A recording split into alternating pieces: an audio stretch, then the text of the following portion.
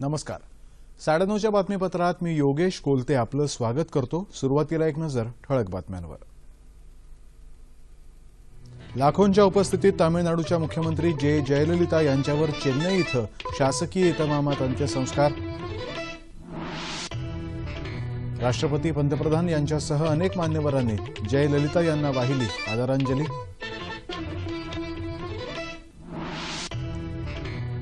संसदेत तसंच राज्य विधिमंडळातही जयललिता यांना श्रद्धांजली. कामकाज दिवसभरासाठी तहकूब.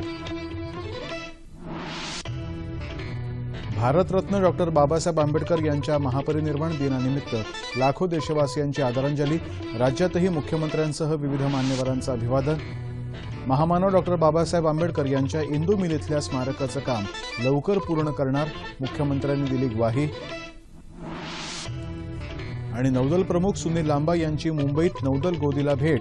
INS बेटवा दुर्घटनेतल्या जखमींची केली विचारपूस. तामिळनाडूच्या दिवंगत मुख्यमंत्री जयललिता यांच्या पार्थिवावरती आज चेन्नईमधल्या मरीना बीच इथं संपूर्ण शासकीय इतमामात अंत्यसंस्कार करण्यात आले. यावेळी लाखोंचा जनसागर उसळला होता.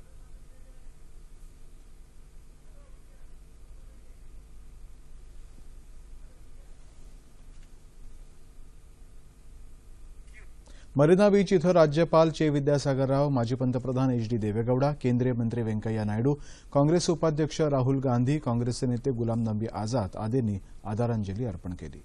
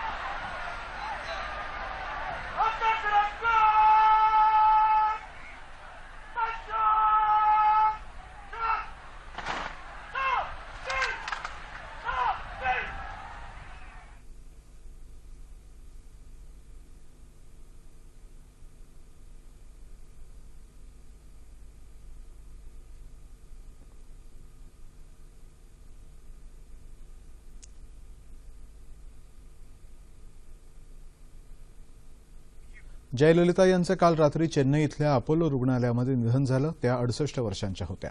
आज जयललिता यांचं पार्थिव अंतिम दर्शनासाठी चेन्नईतल्या राजाजी हॉल इथं ठेवण्यात आलं होतं. राष्ट्रपती प्रणव मुखर्जी, पंतप्रधान नरेंद्र मोदी यांनी जयललिता यांचं अंत्यदर्शन घेऊन पुष्पचक्र अर्पण केलं. महाराष्ट्राचे मुख्यमंत्री देवेंद्र फडणवीस यांनीही आदरांजली अर्पण केली. विविध राजकीय पक्षांचे नेते तसंच अनेक राज्यांच्या मुख्यमंत्र्यांनी जयललिता यांना श्रद्धांजली वाहिली. जयललिता यांचं अंतिम दर्शन घेण्यासाठी लाखो नागरिकांची रीघ लागली होती. जयललिता यांच्या निधनानंतर तामिळनाडू सरकारनं 7 दिवसांचा शासकीय दुखवटा जाहीर केलाय. केंद्र सरकारनंही आज एका दिवसाचा राष्ट्रीय दुखवटा जाहीर केला होता. दरम्यान पन्नीरसेल्वम यांचा काल रात्री उशिरा तामिळनाडूचे नवे मुख्यमंत्री म्हणून शपथविधी झाला.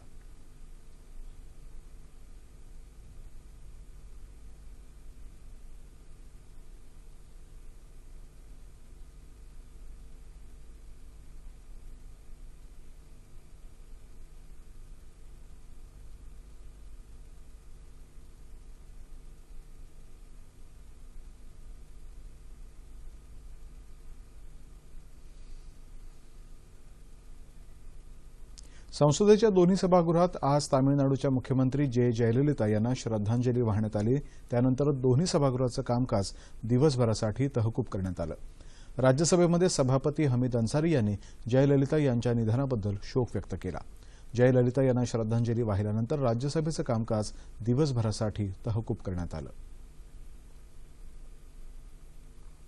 लोकसभेत अध्यक्ष सुमित्रा महाजन यांनी जयललिता यांना श्रद्धांजली वाहिली. त्यानंतर सभागृहाचं कामकाज दिवसभरासाठी तहकूब झालं. राज्य विधिमंडळाच्या दोन्ही सदनामध्ये आज तामिळनाडूच्या मुख्यमंत्री जयललिता यांच्या निधनाबद्दल शोकप्रस्ताव संमत करण्यात आला। त्यानंतर दोन्ही सदनांचं कामकाज स्थगित करण्यात आलं। विधानसभेमध्ये अध्यक्ष हरिभाऊ बागडे यांनी शोकप्रस्ताव मांडला। त्यावर बोलताना मुख्यमंत्री म्हणाले की जयललिता या अत्यंत अभ्यासू आणि दूरदृष्टीच्या नेत्या होत्या। त्यांनी सुरू केलेल्या अम्मा किचनमुळे त्या तामिळनाडूत घराघरात पोहोचल्या।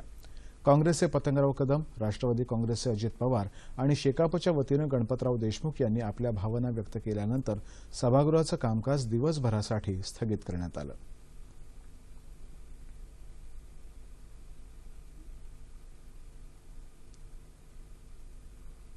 विधान परिषदेत जयललिता यांना श्रद्धांजली अर्पण करण्यात आली। महसूल मंत्री आणि सभागृह नेते चंद्रकांत पाटील यांनी शोकप्रस्ताव मांडला। रामराजे नाईक निंबाळकर, विरोधी पक्षनेते धनंजय मुंडे तसंच विविध पक्षाच्या नेत्यांनी जयललिता यांना श्रद्धांजली अर्पण केली। केवळ दक्षिणेतच नव्हे तर देशाच्या राजकारणावरती 3 दशकाहून अधिक काळ प्रभाव टाकणाऱ्या जयललिता यांच्या निधनामुळे राजकीय क्षितिजावरील एक तारा निखळला असल्याची प्रतिक्रिया शिवसेनेचे पक्षप्रमुख उद्धव ठाकरे यांनी व्यक्त केली आहे।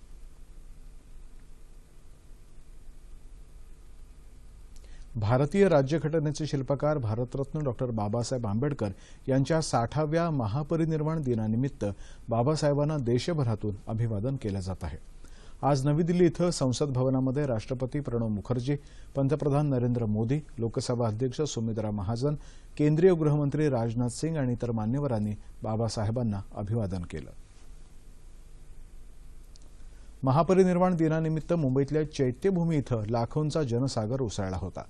बाबासाहेबांच्या समता आणि बंधुत्व या मूल्यांमुळे प्रेरित झालेले सर्वसामान्य युवक, वृद्ध आणि महिला असे समाजातल्या सर्व स्तरातील आणि देशाच्या कानाकोपऱ्यातील अनुयायी जगण्याची नवी ऊर्जा घेण्यासाठी चैत्यभूमीवर दाखल होऊन बाबासाहेबांना आदरांजली अर्पण करत आहेत। या सर्वांसाठी मुंबई महानगरपालिका आणि स्वयंसेवी संस्थांतर्फे स्वच्छतागृह तसंच राहण्यासाठी मंडप आदींची सोय करण्यात आली आहे। कडेकोट सुरक्षा व्यवस्थाही ठेवण्यात आली आहे। मुख्यमंत्री देवेंद्र फडणवीस, शालेय शिक्षण मंत्री विनोद तावडे, महिला आणि बालविकास मंत्री पंकजा मुंडे यांनी आज चैत्यभूमीवर जाऊन बाबासाहेबांना अभिवादन केलं।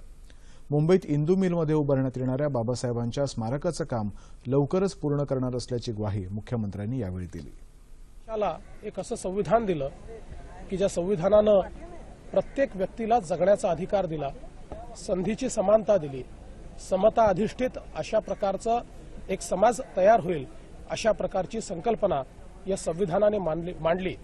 आणि आज आपण सर्व लोक हे बघू शकतो की डॉक्टर बाबासाहेब आंबेडकरांनी दिलेल्या संविधानामुळेच देश इतक्या वेगानं प्रगतीला चालला आहे। महाराष्ट्राच्या वतीनं, देशाच्या वतीनं या महामानवाला मी मानवंदना अर्पित करतो। महामानव डॉक्टर बाबासाहेब आंबेडकर यांच्या महापरिनिर्वाण दिनानिमित्त राज्यभरामध्ये त्यांना अभिवादन करण्यात आलं। भारतरत्न डॉक्टर बाबासाहेब आंबेडकर यांच्या 60व्या महापरिनिर्वाण दिनानिमित्त नागपुरातल्या विधानमंडळ इथं विधानसभेचे अध्यक्ष हरिभाऊ बागडे आणि विधान परिषदेचे सभापती रामराजे नाईक निंबाळकर आणि मुख्यमंत्री देवेंद्र फडणवीस यांनी डॉक्टर बाबासाहेब आंबेडकर यांच्या प्रतिमेला पुष्पहार अर्पण करून अभिवादन केलं। मुंबईत विधानभवनामध्ये डॉक्टर बाबासाहेब आंबेडकर यांच्या प्रतिमेला माजी विधानमंडळ सदस्य मधुकर चव्हाण यांनी पुष्पहार अर्पण करून अभिवादन केलं। यावेळी विधानभवनातील वरिष्ठ अधिकारी आणि कर्मचारी उपस्थित होते। पेट्रोलियम युनिट एससी आणि एसटी एम्प्लॉईज वेलफेअर असोसिएशनकडून मुंबईतल्या सिद्धिविनायक मंदिराजवळ चैत्यभूमीवर दर्शनासाठी आलेल्या भाविकांसाठी तसंच गरिबांसाठी जेवणाची सोय करण्यात आली होती। तसंच आरोग्य शिबिराचंही आयोजन करण्यात आलं होतं। मुंबईत वडाळा इथं साहित्यिक डॉक्टर गंगाधर पंतवणे यांनी डॉक्टर बाबासाहेब आंबेडकर यांच्या संदर्भात व्याख्यानाचं आयोजन केलं होतं।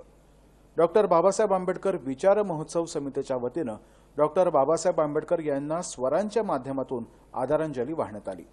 मुंबई दूरदर्शन केंद्रातही आज महापरिनिर्वाण दिनानिमित्त बाबासाहेबांना अभिवादन करण्यात आलं। यावेळी दूरदर्शन केंद्राचे उपमहासंचालक शिवाजी फुलसुंदर, अभियांत्रिकी विभागाचे उपमहासंचालक सत्यजित दास आणि वृत्त विभागाचे संचालक सुदर्शन पंतोडे यांच्यासह विविध विभागाचे अधिकारी उपस्थित होते। नागपुरात संविधान चौकातल्या बाबासाहेबांच्या पुतळ्याला जिल्ह्याचे पालकमंत्री चंद्रशेखर बावनकुळे यांच्या हस्ते पुष्पहार अर्पण करून अभिवादन करण्यात आलं। विविध सामाजिक संस्था आणि संघटनांच्या वतीनं बाबासाहेबांना अभिवादन करण्यात आलं। दीक्षाभूमीवरही बाबासाहेबांना अभिवादन करण्यासाठी मोठ्या संख्येनं अनुयायी दाखल झाले। पुणे स्थानकाबाहेरच्या डॉक्टर बाबासाहेब आंबेडकर यांच्या पुतळ्याला महापालिकेचे सहायुक्त ज्ञानेश्वर मोडक यांनी पुष्पहार अर्पण करून अभिवादन केलं। नाशिक इथल्या पांडवलेणी परिसरातल्या भव्य स्तूपामध्ये आज सकाळीच गौतम बुद्धांच्या पुतळ्यासमोर बौद्ध भिक्खूंनी बाबासाहेबांप्रती आपल्या सद्भावना व्यक्त केल्या। अहमदनगर जिल्ह्यातल्या विविध शाळा आणि महाविद्यालयात बाबासाहेबांना अभिवादन करण्यात आलं। शासकीय, निमशासकीय आणि सामाजिक संस्थांमध्येही डॉक्टर आंबेडकर यांच्या प्रतिमेचं पूजन करण्यात आलं। औरंगाबाद इथं भडकल गेट परिसरातल्या डॉक्टर आंबेडकरांच्या पुतळ्याला अभिवादन करण्यासाठी सकाळपासूनच विविध संघटना, पक्ष आणि नागरिकांनी गर्दी केली होती। औरंगाबाद महानगरपालिकेच्या वतीनं डॉक्टर बाबासाहेब आंबेडकर संशोधन केंद्रामध्ये विद्यार्थ्यांसाठी 18 तास अभ्यास वर्गाचं आयोजन आज करण्यात आलं। वाशिममध्ये बाबासाहेबांच्या पावन स्मृतीला अभिवादन करण्यात आलं। जिल्हा पोलीस अधीक्षक प्रशांत होळकर यांच्या हस्ते आंबेडकरांच्या पुतळ्याचं पूजन करण्यात आलं आणि त्यानंतर आंबेडकर चौकातून एक कॅन्डल रॅलीही काढण्यात आली। परभणी जिल्ह्यातही आज विविध कार्यक्रमांचं आयोजन करण्यात आलं। रेल्वे स्थानकाबाहेरच्या बाबासाहेबांच्या पुतळ्यासमोर भारतीय बौद्ध महासभेच्या वतीनं पंचशील ध्वजारोहण करून अभिवादन करण्यात आलं। जळगाव इथं रेल्वे स्टेशन परिसरात असलेल्या डॉक्टर आंबेडकरांच्या पूर्णाकृती पुतळ्याला आदरांजली अर्पण करण्यासाठी नागरिकांनी गर्दी केली होती। सत्यशोधकी साहित्य परिषद आणि विश्वासराव भालेराव प्रतिष्ठानच्या वतीनं अभिवादन सभेचं आयोजन इथं करण्यात आलं। महापौर नितीन लड्ढा यांनी यावेळी बाबासाहेबांच्या पुतळ्याला पुष्पहार अर्पण केला। बाबासाहेबांना अभिवादन करण्यासाठी सोलापूर जिल्ह्यासह शहरातल्या भीमसैनिकांनी गर्दी केली होती। शहरामध्ये नव्यानं उभारण्यात आलेल्या डॉक्टर बाबासाहेब आंबेडकर जीवनसृष्टीमध्ये दर्शनासाठी अनुयायांनी रांगा लावल्या होत्या। शहरामध्ये विविध उपक्रमांचं आयोजनही करण्यात आलं। कोल्हापुरातल्या शहर आणि जिल्ह्यातल्या ग्रामीण भागामध्ये बाबासाहेबांच्या पुतळ्याला तसंच प्रतिमेला अभिवादन करण्यात आलं। बुद्धवंदना, धम्मवंदनेसह विविध सामाजिक कार्यक्रमांचंही आयोजन करण्यात आलं। अतिरिक्त जिल्हा पोलीस प्रमुख सोहेल शर्मा यांनी कोल्हापुरातल्या ऐतिहासिक बिंदू चौकामध्ये बाबासाहेबांच्या पुतळ्याला पुष्पहार अर्पण करून आदरांजली वाहिली। सर्वसामान्यांवरील विमुद्रीकरणाचा परिणाम सुसह्य व्हावा तसंच रोकड विरहित व्यवहारांना प्रोत्साहन देण्यासाठी महाराष्ट्र सरकार महावॉलेट या संकल्पनेवरती काम करत आहे। माहिती तंत्रज्ञान विभागानं या संदर्भातला अहवाल 15 दिवसात सादर करावा असे निर्देश राज्याचे वित्तमंत्री सुधीर मुनगंटीवार यांनी दिले आहेत। या अहवालामध्ये नेट बँकिंगबाबत माहिती असणारे, स्मार्टफोनचा वापर करणारे तसंच मोबाईल फोन नाही अशाही लोकांचा विचार करण्यात येणार आहे। किती नागरिकांची बँक खाती आहेत आणि किती जण क्रेडिट आणि डेबिट कार्डचा वापर करतात याबाबतचीही माहिती त्यात असेल। मुख्यमंत्री देवेंद्र फडणवीस यांच्याशी या अहवालाबाबत चर्चा केली जाईल असंही मुनगंटीवार यांनी सांगितलंय। मुख्यमंत्री फडणवीस रोकड विरहित अर्थव्यवस्थेला चालना देण्यासाठी स्थापन केलेल्या समितीचे सदस्य आहेत। मराठा समाज शैक्षणिक आणि आर्थिकदृष्ट्या मागास आहे हे सिद्ध करणारं सुमारे 2500 पानांचं प्रतिज्ञापत्रक मुंबई उच्च न्यायालयामध्ये सादर करण्यात आलं आहे। त्यामध्ये ठोस पुरावेही सादर केले असल्याची माहिती शिक्षण मंत्री आणि मराठा आरक्षण समितीचे अध्यक्ष विनोद तावडे यांनी आज नागपुरात प्रसारमाध्यमांना दिली। पुण्याच्या गोखले इन्स्टिट्यूटनं संशोधन करून तयार केलेल्या अहवालाचाही त्यात आधार घेण्यात आल्याचं तावडे यांनी सांगितलं। मराठा समाजाच्या आरक्षणाची याचिका न्यायालयामध्ये सुरू आहे। राज्य सरकारनं दाखल केलेल्या या प्रतिज्ञापत्रकामुळे सरकारची बाजू अधिक भक्कमपणे मांडण्यात सरकारला यश येईल असा विश्वासही तावडे यांनी यावेळी व्यक्त केला। ब्रिक्स देश हे जागतिक अर्थव्यवस्थेतले 5 आशेचे किरण आहेत असं केंद्रीय महसूल सचिव हसमुख अढिया यांनी म्हटलंय। ब्रिक्स देशांच्या महसूल सचिवांची 2 दिवसांची बैठक मुंबईत झाली। पुढच्या वर्षी चीनमध्ये ब्रिक्स देशांच्या महसूल विभागाचे प्रमुख आणि तज्ज्ञांची बैठक होणार आहे। या बैठकीमध्ये काळा पैसा आणि कर आकारणीच्या जाळ्याचा विस्तार करण्याबाबत चर्चा होईल असं ते म्हणाले।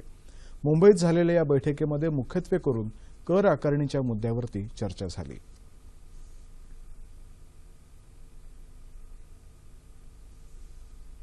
न्यायमूर्ती जगदीश सिंग खेहर हे भारताचे नवे सरन्यायाधीश असणार आहेत। सरन्यायाधीश पदासाठी सर्वोच्च न्यायालयातील सर्वाधिक ज्येष्ठ न्यायमूर्ती असलेले खेहर यांच्या नावाची शिफारस सरन्यायाधीश TS ठाकूर यांनी आज केली। 64 वर्षांचे न्यायमूर्ती खेहर हे शीख समुदायातले पहिले सरन्यायाधीश ठरतील। 4 जानेवारी 2017 रोजी ते नव्या पदाचा कार्यभार स्वीकारतील आणि 27 ऑगस्ट 2017 पर्यंत ते सरन्यायाधीशपदी राहतील. मुंबई नौदल गोदीमध्ये आयएनएस बेटवा ही युद्धनौका उलटून गेल्याच्या दुर्घटनेच्या पार्श्वभूमीवरती झालेले नौदल प्रमुख सुनील लांबा यांनी आज नौदल गोदीला भेट दिली. यावेळी त्यांना या दुर्घटनेबद्दल माहिती देण्यात आली. या दुर्घटनेत जखमी झालेल्या नौसैनिकांची अॅडमिरल लांबा यांनी आयएनएस अश्विनी इथं जाऊन विचारपूस केली. काही तज्ज्ञ उद्या मुंबईत येत आहेत. या दुर्घटनेबाबत प्राथमिक अहवाल 2 दिवसांमध्ये सादर होण्याची अपेक्षा आहे. हे कलंडलेलं जहाज पूर्ववत करून कमीत कमी वेळामध्ये कार्यरत करण्यासाठी नौदल प्रयत्नशील आहे. आयएनएस बेटवा या युद्धनौकेच्या दुरुस्तीचं काम संपल्यानंतर काल ती पुन्हा खोल समुद्रात घेऊन जात असताना तांत्रिक बिघाडामुळे कलंडली आणि या दुर्घटनेत 2 नौसैनिकांचा मृत्यू झाला तर 15 जण जखमी झाले. हवामान. कोकण, गोवा आणि मध्य महाराष्ट्राच्या काही भागामध्ये किमान तापमानात सरासरीमध्ये किंचित वाढ झाली आहे, तर विदर्भाच्या काही भागातल्या तापमानात किंचित घट झाली आहे. राज्याच्या उर्वरित भागातलं तापमान सरासरीच्या जवळपास एवढंच राहिलं. राज्यात सर्वात कमी तापमान अहमदनगर इथं नोंदवलं गेलं. येत्या 36 तासांमध्ये गोव्यासह संपूर्ण राज्यात हवामान कोरडं राहील असा अंदाज हवामानशास्त्र विभागानं वर्तवला आहे. आणि आता ठळक बातम्या पुन्हा एकदा. लाखोंच्या उपस्थितीत तामिळनाडूच्या मुख्यमंत्री जयललिता यांच्यावर चेन्नई इथं शासकीय इतमामात अंत्यसंस्कार. राष्ट्रपती, पंतप्रधान यांच्यासह अनेक मान्यवरांनी जयललिता यांना वाहिली आदरांजली. संसदेत तसंच राज्य विधिमंडळातही जयललिता यांना श्रद्धांजली. कामकाज दिवसभरासाठी तहकूब. भारतरत्न डॉ. बाबासाहेब आंबेडकर यांच्या महापरिनिर्वाण दिनानिमित्त लाखो देशवासियांची आदरांजली. राज्यातही मुख्यमंत्र्यांसह विविध मान्यवरांचं अभिवादन. महामानव डॉ. बाबासाहेब आंबेडकर यांच्या इंदुमिल इथल्या स्मारकाचं काम लवकर पूर्ण करणार, मुख्यमंत्र्यांनी दिली ग्वाही. नौदल प्रमुख सुनील लांबा यांची मुंबईत नौदल गोदीला भेट. आयएनएस बेटवा दुर्घटनेतल्या जखमींची केली विचारपूस. याबरोबरच हे बातमीपत्र संपलं. पुन्हा भेटूया उद्या सकाळी 8:30 वाजता आपल्या सह्याद्री वाहिनीवर. नमस्कार.